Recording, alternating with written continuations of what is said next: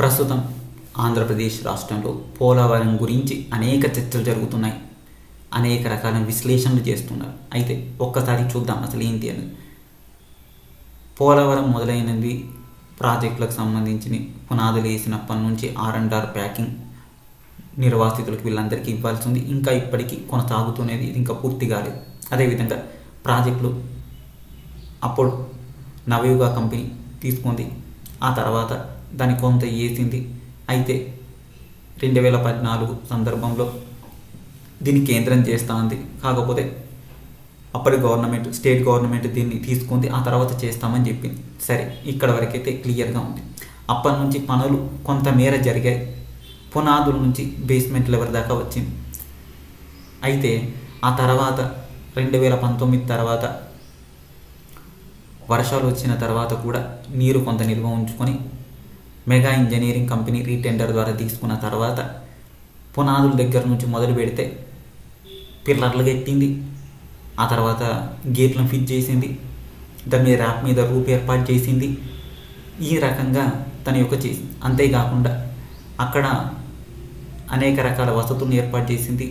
బహుళార్థ సాధక ప్రాజెక్టు కాబట్టి కరెంటు ఉత్పత్తికి సంబంధించిన పనులు కూడా చేసింది. ఈ రకంగా ఈ పని అయితే పూర్తి చేసింది. ఇక మిగతా పక్కన ఒక స్టెప్ పూర్తయింది. రెండో స్టెప్ ఏంటి? మధ్యలో నీటికి సంబంధించిన స్పిల్ వే అని చెప్పబడ్డ తర్వాత వచ్చేది రాక్ ఫిల్ డ్యామ్ కట్టాల్సి ఉంటుంది. అంటే దీనికి ఏంటి, నదికి అవతల వైపు వెళ్లకుండా ఒక గోడలాగా కడతారు. అయితే అప్పటి వరకు ఉన్నటువంటి గోడలో మెగా ఇంజనీరింగ్ అండ్ ఇన్ఫ్రాస్ట్రక్చర్ 2023 సంవత్సరంలో వరదలు వచ్చినప్పుడు ఓవర్ ది 1 వీక్ టైంలో 2 ఫీట్ల మేర ఎత్తును పెంచుతూ కన్స్ట్రక్షన్ చేసింది. ఇది ఓవర్గా జరిగింది. అయితే అంతకుముందు కట్టిన రాఫిల్ డ్యామ్ వరదల తారీఖు కొట్టుకుపోయింది. అయితే దీన్ని మళ్ళీ కన్స్ట్రక్షన్ చేయడం మొదలుపెట్టారు. ఇది పూర్తయితే ప్రాజెక్ట్ ఒక కొలిక్కి వస్తుంది. బహుళార్థ సాధక ప్రాజెక్టులు అంత తొందరగా పూర్తవవు. అయితే మాత్రం బాగుంటుంది. అయితే ఇప్పటికిప్పుడు జరుగుతుందా అంటే దీనికి చాలా సమయం పట్టే అవకాశం ఉంది. అంతేకాకుండా తెలుగుదేశం పార్టీ ఇప్పుడు 2024లో మళ్ళీ దీని మీద రివ్యూ చేసి చేయాలని ప్లాన్ చేస్తుంది. దీనికి కేంద్ర జలశక్తి ఏం చెప్తుంది, అంతేకాకుండా పోలవరం అథారిటీకి సంబంధించిన ఏం చేస్తాయి, వీటి మీద చర్చ అనేకం జరుగుతూ ఉన్నాయి.